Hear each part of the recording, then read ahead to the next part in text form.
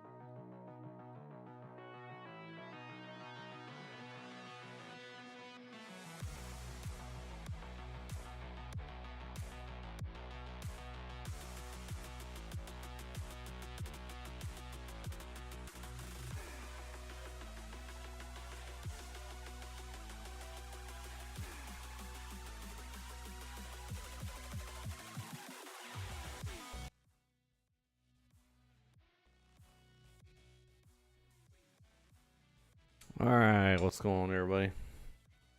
Uh, Sorry for the awkward view and stuff, but I am painting if you can't tell. So, my desk is a mess and everything. I even have to pull up chat on my phone because I'm only working with one monitor right now, as you can see. So, we're going to go over what we had talked about with the event.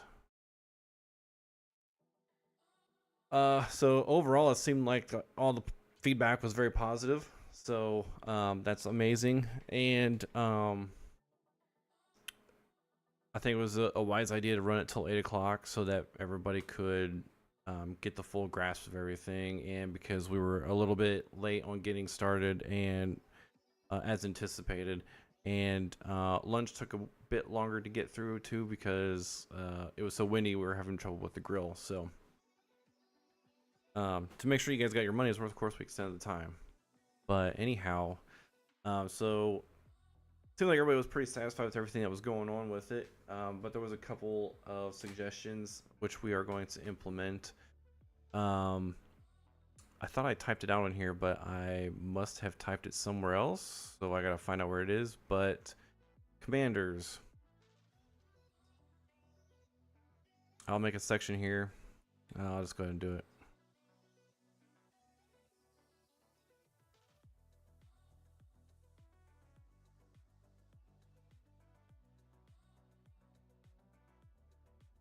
Oh, let's see here. You will be allowed to roam. So, with that being said, though, with being allowed to roam, the commander is still supposed to be like a non-combatant unit, but they will. I think we still have to discuss whether or not we're going to allow the use of any kind of weapons on the field. Um, because since you're supposed to be basically a non-combatant, you're supposed to be a person that observes and commands. That's definitely one. To control your units and stuff, you'll be allowed to go out, but you'll be worth more points.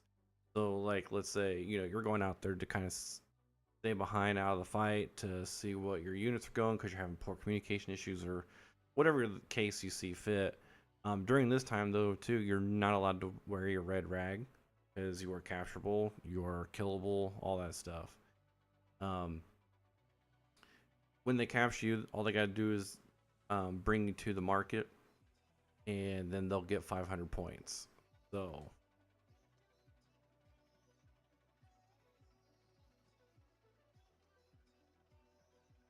and we're gonna have to potentially adjust the value of stuff because it's going to be heavily dependent upon the amount of time we're out there to play. You don't want a full squad like Green ended up with, and they all had full auto. So we'll have to come up with something that's based on a time. So, like, if we're only out there for 6 hours, things will be worth X. If we're out there for 12 hours, it'll be worth X, and so on and so forth.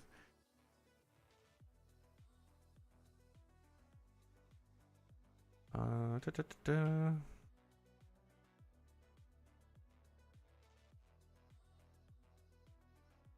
So not only though do they have to capture them, they have to make it to the market with them. So I mean, there is the chance that you could get your commander back.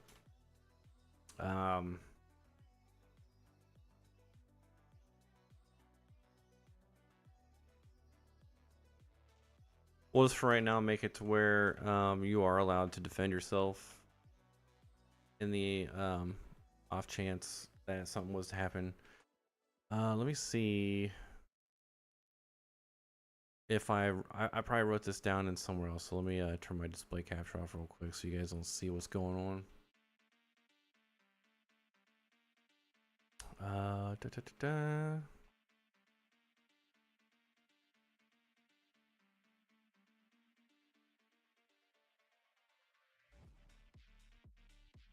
I would have thought I would have put it.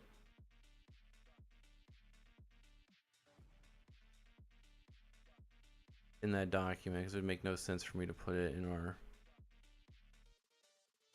private discussion stuff. Okay.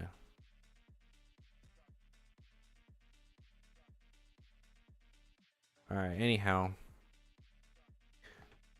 let's see. So, that was the other. That was, I think, like the main thing was the commanders would like to be able to partake more in the event. So we're gonna make that happen. Oh, let's see here. We do need to change the prices of stuff. I already mentioned that. Oh, also, we did have green spawn over here. We're gonna move them back over to here. So it's gonna be the far red building that we put up. Yeah, they were way too close to their resource, which was right here, and of course the market's right there, and that's just because that's what we have currently. I think the spot that we chose for tan, which was up around here somewhere, was pretty amazing because they have the waterfall cliff there, which we're going to take advantage of that at a later date. And then the black team started down over here, and that seemed to work out really well. I think with them coming over to here to get the crates of ammo and save that. These guys defended theirs, and these guys defended Ghost Town. One other thing that we are going to try to implement before the next time that we do this is the need for you to cross each other's lines. Because I mean, right now, like every one of your resources that you were in charge of were worth the same amount of points. So really, all you had to do was camp your own area, hold it, and bring it back. That was it. Well, we want it to be more of an interaction that causes some conflict.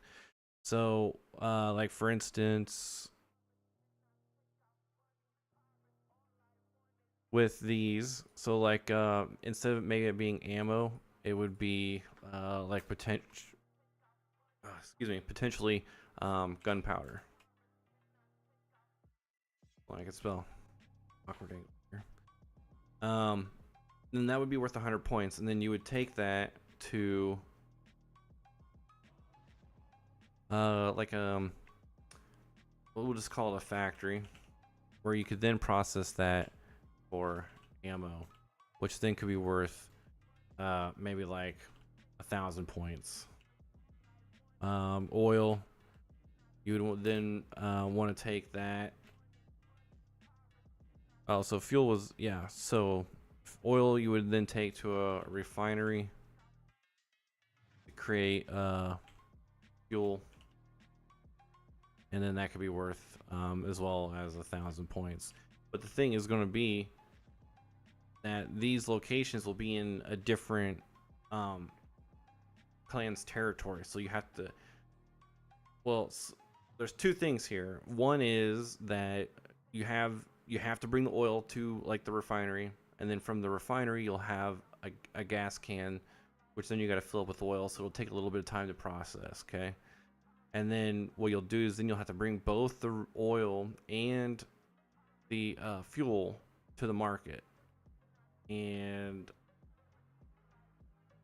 I think we might have to discuss that a little bit more, to where are we going to want it to be where you take this stuff, are we going to allow the soldiers to take the stuff directly to the market, since the risk is very high, or should it be that you still have to bring it to the commander? I think you should probably still have to take the commander, but it's up for discussion. You know, we just want to make sure things are fun and fair. Let's see here, so we can get rid of this. And then for intel, you're actually going to find a code. Let me this stuff out of here, clean this up. Gunpowder, we'll just do this 200 points. No, 100 points. Factory, you're going to find a code, which then is going to be at another location, which like for instance, let's say it's at the oil field by chance, and there's a laptop there, and you got to enter in the code, and it will give you some kind of information. So then you have to take that the intel that you got from the computer,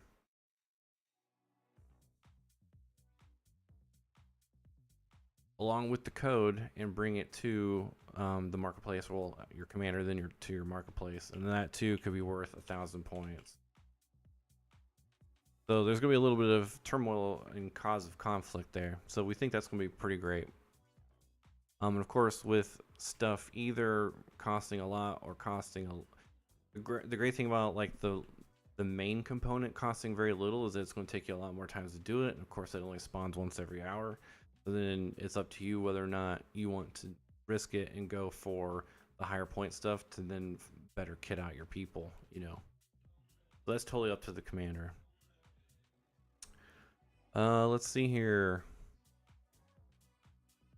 We didn't get to do the mission board because I stupidly forgot to bring out the marker board, but I think what we did worked out really well. We just announced over the rate, which probably actually worked out better, where we announced what missions came up. Like we did the down pilot twice to kind of mix up some things, and I think with pushing green further back into the other red building, that'll put neutral territory into more play.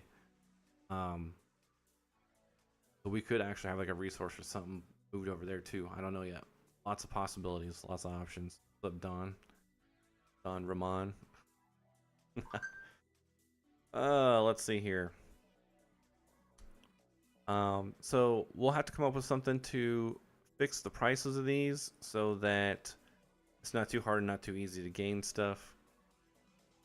We did change them on the fly during the game mode because we were wanting self revives and megs to kind of cost a little bit more. Well, and self revives in full auto to cost the most because those are pretty big game changers, you know. Because the one thing with the self revive is that you give it to your sniper and you can just send him off. Then now he can revive himself 2 times before he has to go respawn. Oh, let's see here. I think that was pretty much it for the actual mode itself, the game mode itself. I think it went rather well.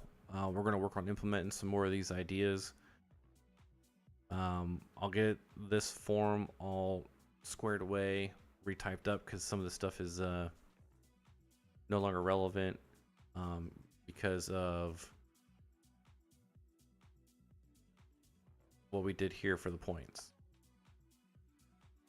And then eventually, I think for final phase, oh yeah, as long as we get enough people, we'll have mercs in the game. So like the mercs are going to be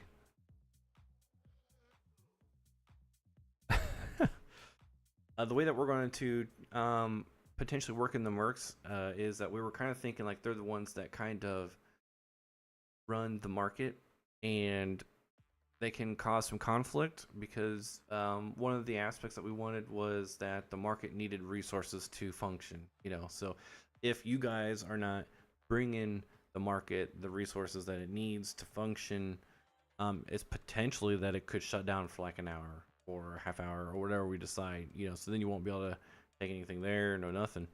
But then that means that maybe the mercs will come out and start raiding you guys for certain materials or whatever.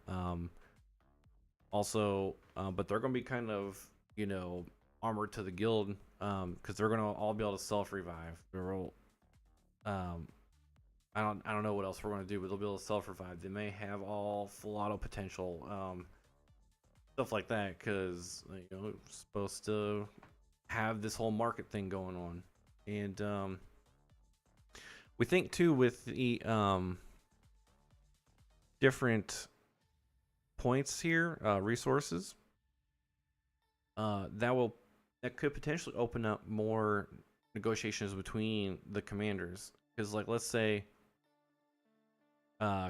Commander Tan is the one that owns the oil, but then Commander Green owns the refinery. They could negotiate like, yeah, sure, come on over with your oil, we can refine it and split the profits or something, because maybe you both need the finances to do this stuff. I'm not saying that you couldn't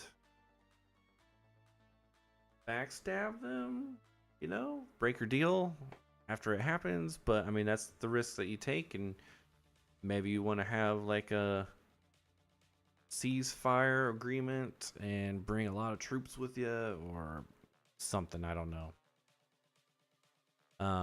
But there will also be some side missions that I believe I listed down here.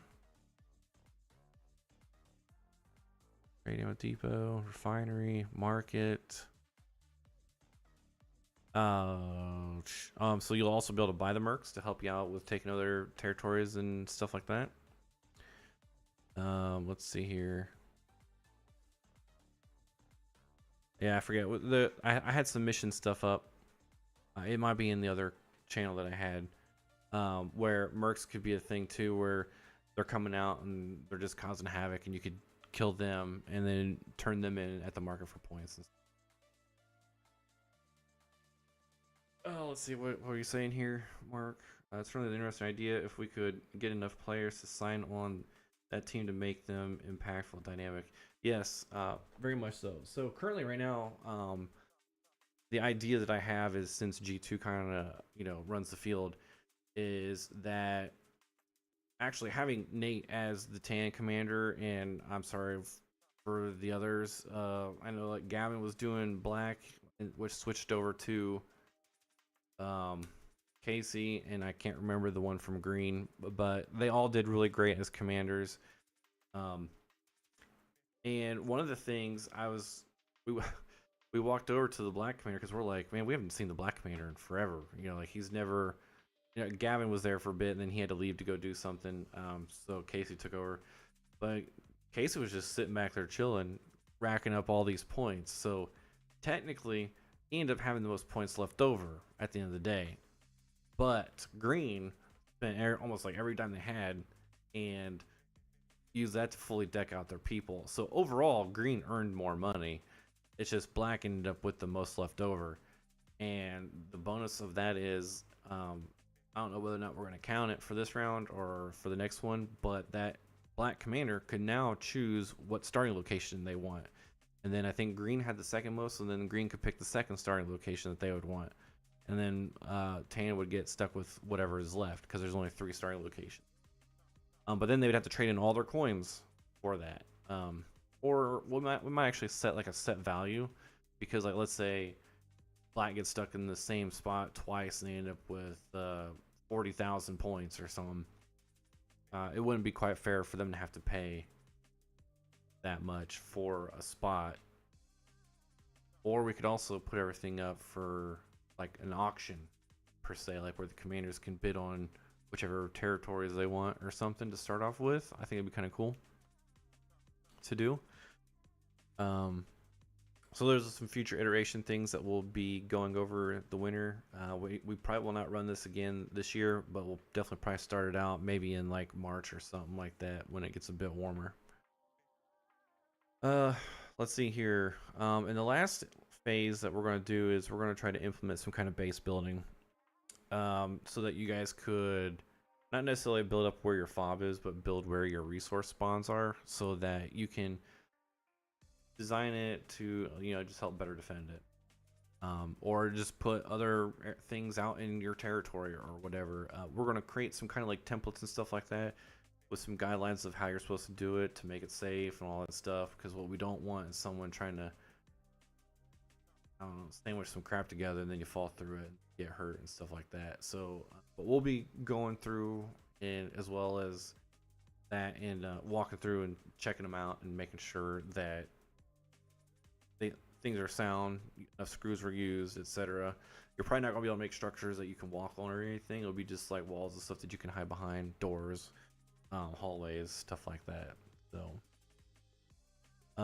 outside of that, I think that this event went extremely well, and we've never sold so many freaking meals at an event in our lifetime. So thank you very much for that. I'm glad. Seems like everybody enjoyed that too, for the most part. And seems like everybody really liked the root beer floats too, that decided they wanted to have them, and that went really well. I haven't heard really any complaints other than commanders wanting to be able to do something more. So that's good. That's great. A lot of great feedback and stuff. And of course, as always, we're open to ideas. If you have something to help make these events better, or something that you would like to do during it. When we get to the stage of it being like a 24-hour event, the night game stuff will come into play. Flashlights and iPro, clear lens iPro will be mandatory and stuff like that. For these events too, from now on, dead rags are 100% gonna be mandatory. If you don't have them, you better bring them. Shop rags or whatever, we got some in the store that are reds. They Camp Victory, they double really nice as like a cooling rag, stuff like that. So, but they're $7. Anyhow, that's all I have for that. Anybody got any questions, comments, concerns, anything? If not, then we will move on to the next thing.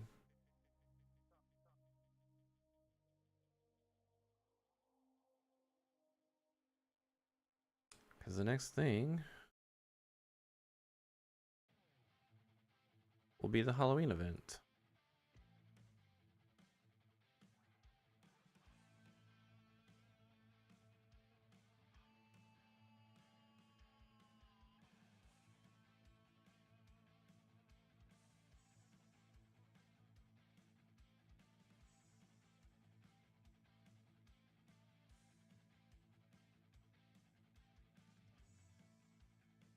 All right. Well,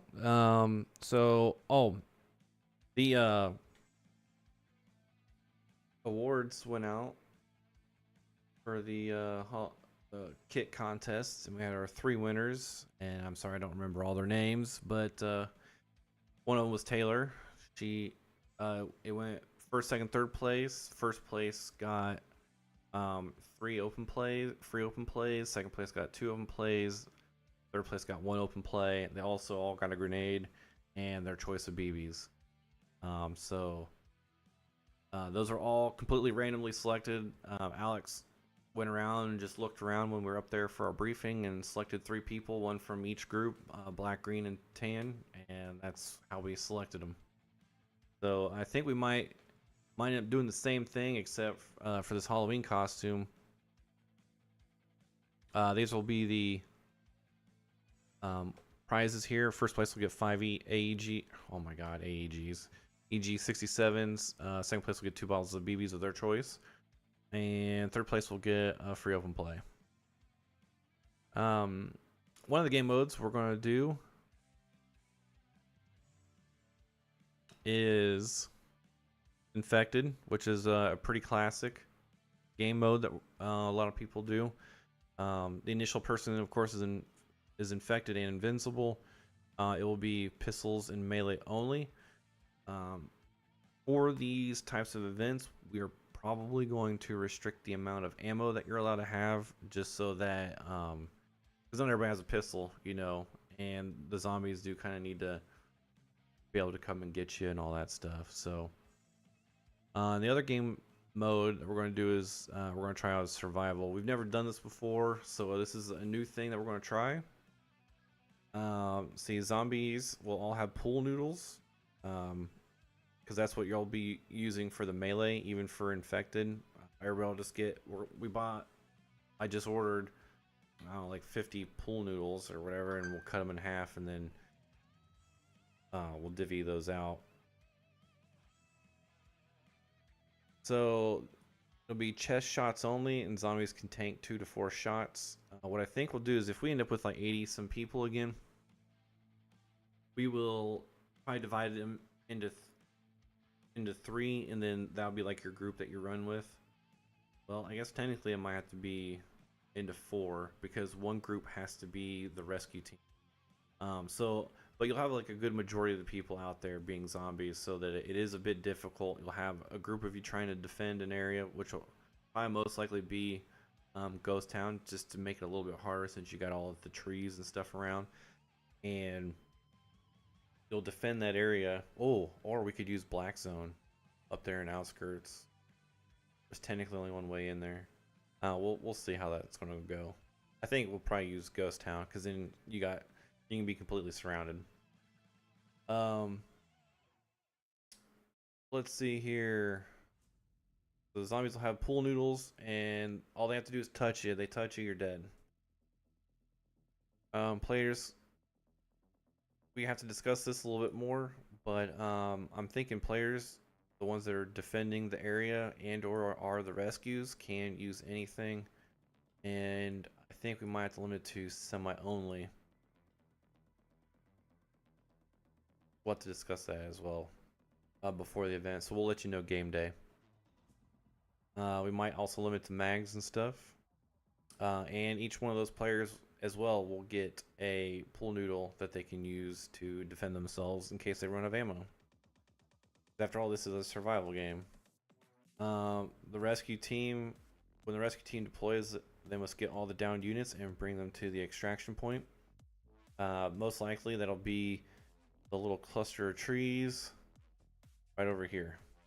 So Ghost Town will be in here, and then they got to escort you down through this trail and out to the wood line here,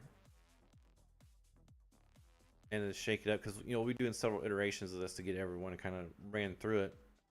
We could also possibly use Lower Ghost Town as well.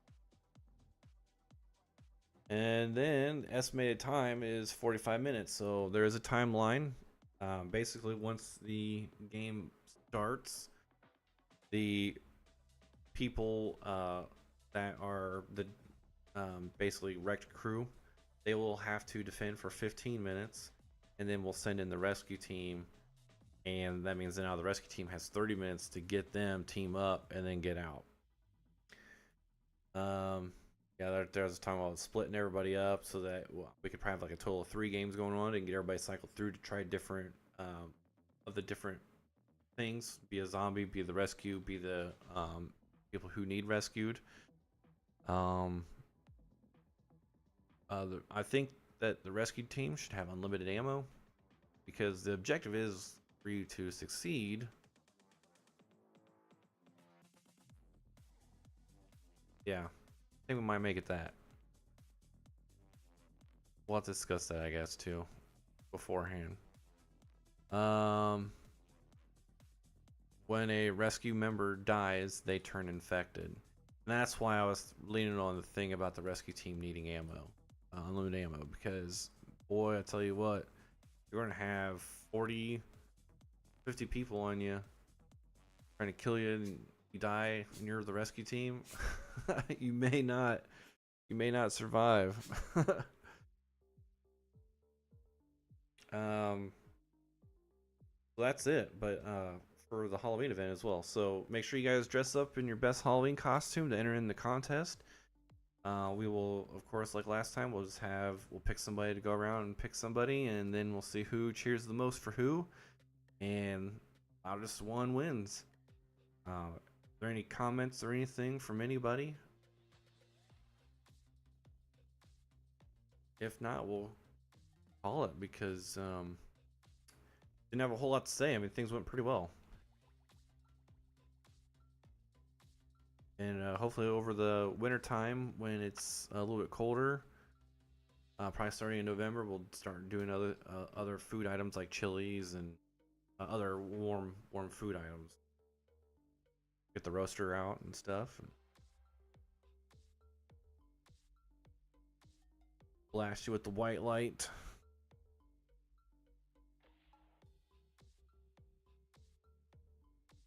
Sounds fun? Good, I hope so. I hope that's how it turns out.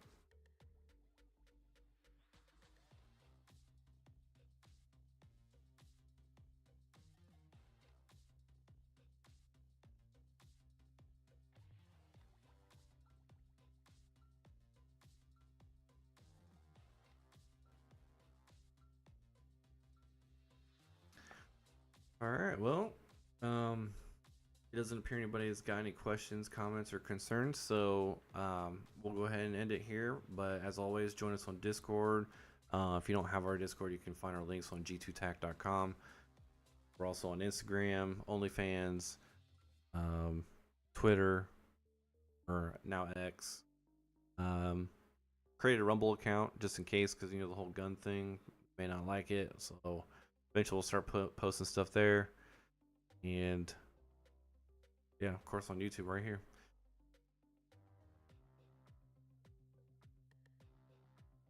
So you all have a good one. I'll see you later. I'm gonna get back to painting this office so that it can be a little bit more presentable for when we do um, videos. Because as you can see, the pink line up there, that's where the stupid cat and dog wallpaper was from the prior owners, and finally getting rid of that.